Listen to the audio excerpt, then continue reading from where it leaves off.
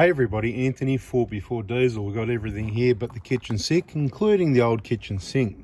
But it's a really important video as to why, when you install a snorkel, or for any reason, that this one-way valve, duckbill, whatever you want to call it, isn't siliconed up, and make sure it's fitted correctly, pointing straight downwards. People put them on 180 degrees out and it's pointing upwards. It won't work correctly. It might work, but not correctly. Okay, so before we do this demonstration, I'll just show you quickly. This is what's called a pre-spinner. It doesn't spin, but the air goes through there and it spins when it goes through and pushes all the dust and dirt to the outside. So it does two things, dust, dirt, and water.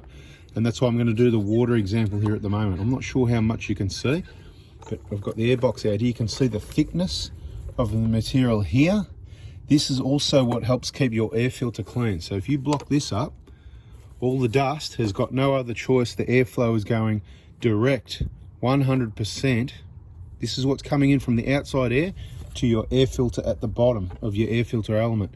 So do you want 100% dust coming in here and a filthy air filter in a few hours on an outback trip, or do you want to keep it clean much longer? That's what we do.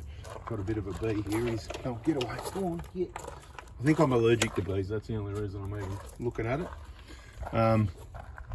So I hope you get the picture, right? You get the picture. So what happens is water, dust, dirt, whatever, it's coming in here, it's getting spun to the outside and it goes into, you can't really see it on the camera, but that thickness there, that's open at this end, right? You can't quite see in there, there's not enough light, but it goes into that compartment in there, whatever's on the outside, water, dust, dirt, bugs, anything like that, and bugs might block this up, which is why it's another important maintenance.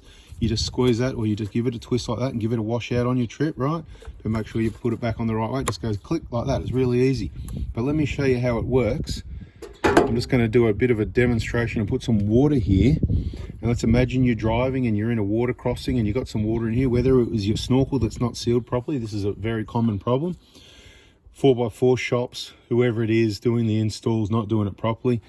You don't need a heap of silicone, you just need to make sure the pipes are on. It's not a high pressure, you don't need silicone. One drop of water isn't going to be the end of the world. But once again, if you seal this up and you seal those holes in the bottom of the box up, instead of it being able to drain out, when it rains, is water going to come in your snorkel? I'll give you the answer, yes, a little bit will. It won't make it past here if this isn't blocked. Whatever does make it into here, it's going to drain out there slowly.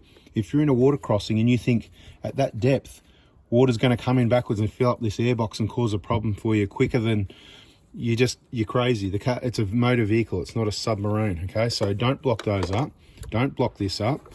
And we'll just do a little demo on my YouTube contraption sink here, outdoor sink. Okay, we've got just a garden hose, and I'm just going to go, and you can see, I'll show you the other side sooner. You can see how much water I'm throwing in there.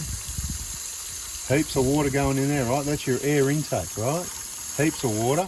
And you can see it's having a good piddle coming out there, right? Now let's turn it around the other way and try and do something similar, and I'll give you the hint. Bugger all water came in. Some water's going to come in, especially when you go like that. You can see, look how small amounts sprayed in.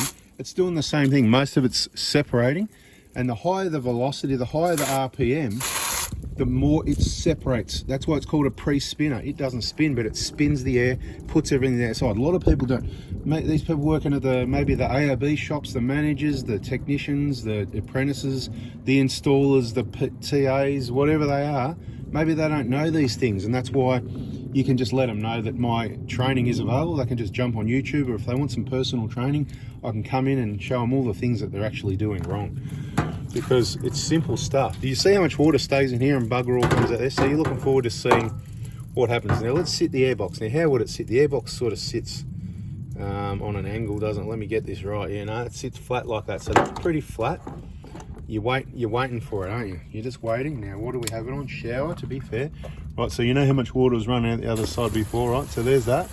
Right, you can see there's where's all the water? Why isn't it coming in the airbox? Now if you put enough there, I mean, if I stick it through the middle, the water's going to come in, but look, it's draining out.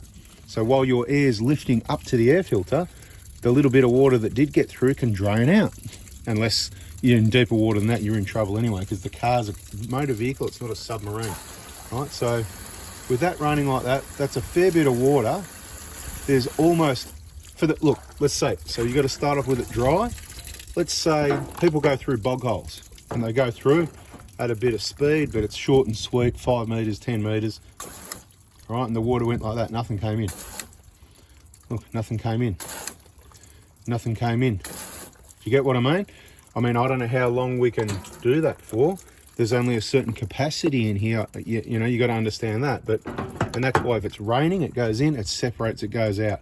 If it's dust and dirt, you want it to separate and go out that hole rather than get to your air filter. Doesn't that make sense to you? If that makes sense, it's time to subscribe, turn the bell on, and start sharing the channel around for some common sense videos. Because if people are doing it wrong, then people aren't showing you this, right? There's a fair bit of water getting thrown in there and it's not coming out this end, right? Yeah, like I said, if you go crazy and leave it on, look how little. There's still virtually there's, depending on what angle of it. Now that it's filled up in there, so it's full, that can't drain fast enough, then it comes faster, right? So it's full now, it's flowing virtually, right? So it's not going to stay dry forever, but rain comes in slowly, dust comes in constantly and constantly exits out that hole. At the end of each day, if you've been in a lot of dust, on any diesel, on any vehicle out on trips, it's worth checking, making sure that's clean and clear, washing it out. If you've always wondered why your air filter gets so dirty so much quicker than everyone else's, maybe you've got a snorkel up there into the windscreen collecting all the dirt, dust and bugs facing directly into it. Maybe you've got that siliconed up, so everything's going straight into your airbox, and maybe you've got those holes blocked. And I know some people haven't, they're going to say, oh, I've never seen any water in mine, and that's fine. If you want to block it up, block it up. But that's why I did the demonstration, so everybody can see for themselves. Thanks for watching. Hope you liked it. I think it's a bada bing, bada boom, and we'll catch you on the next video.